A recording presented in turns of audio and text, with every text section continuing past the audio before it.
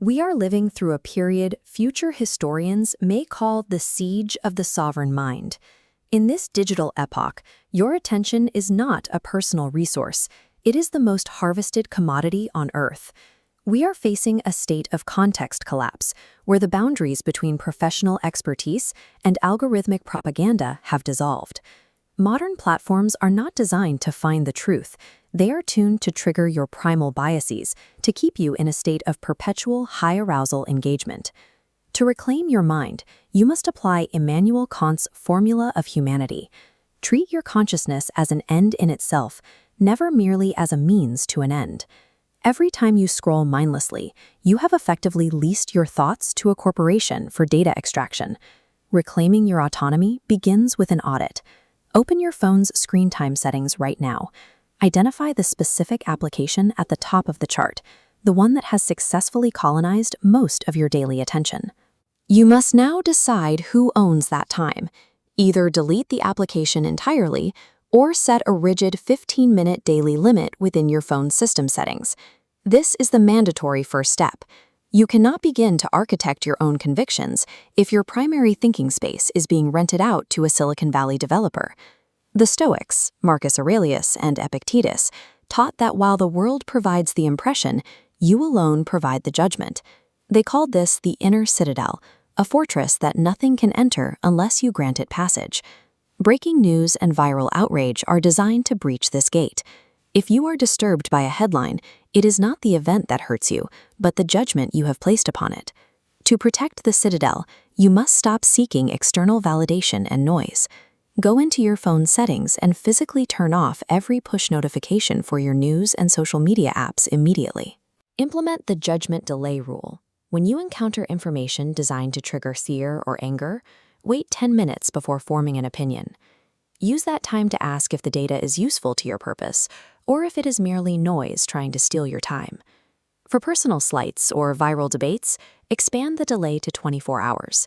Wait a full day before you post, reply, or share your reaction. By forcing these time delays, you re-expand the space between stimulus and response. This space is where your freedom lives. Reclaiming it ensures you are choosing your convictions rather than reacting to an app. Once you have secured the gates, you must build the capacity for deep thought. In modern psychology, this is known as the flow state, the channel where intellectual growth actually occurs. Multitasking prevents this by constantly fragmenting your biological focus. Switching tasks creates attention residue, costing 23 minutes of focus per distraction. To combat this, schedule a recurring 90-minute deep work anchor directed toward a single task.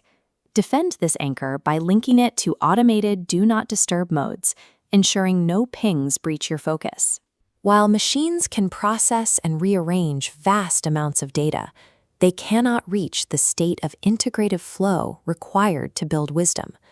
Protecting this 90-minute window preserves the specific human faculty that artificial intelligence cannot simulate. To reach original insight, you must also endure the silence. Blaise Pascal noted that many of our problems stem from an inability to sit quietly in a room alone. He called our frantic escape from this state divertissement, a high-speed anesthesia for the pain of aimlessness. Lao Tzu used the concept of pu, the uncarved block, to describe the mind in its unconditioned state. Just as water becomes clear when allowed to stand still, your mind regains its power when you stop stirring it with external stimuli. Schedule a 10-minute silence audit in your daily calendar.